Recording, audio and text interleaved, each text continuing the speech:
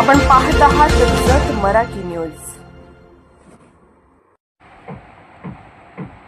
ST बसची भीषण धडक, डफळापूर जवळ तरुणाचा दुर्दैवी मृत्यू, खलाटी गावावर शोककळा। जत तालुक्यातील डफळापूर परिसरात आज घडलेल्या भीषण अपघातात एका तरुणाचा जागीच मृत्यू झाल्याची धक्कादायक घटना समोर आली आहे। शिरीष नामदेव जाधव, राहणार खलाटी, तालुका जत असे मृत तरुणाचे नाव असून तो मोटरसायकलवरून रस्ता ओलांडत असताना ही दुर्घटना घडली।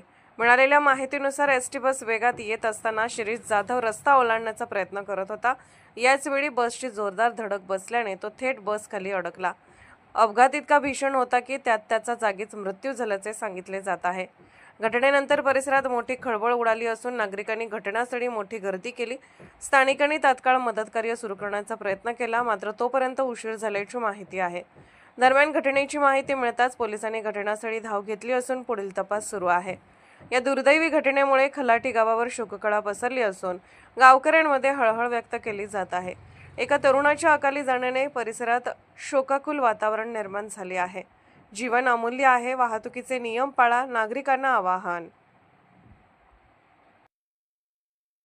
जत मराठी न्यूज चॅनलला लाईक करा, शेअर करा आणि सबस्क्राईब करा।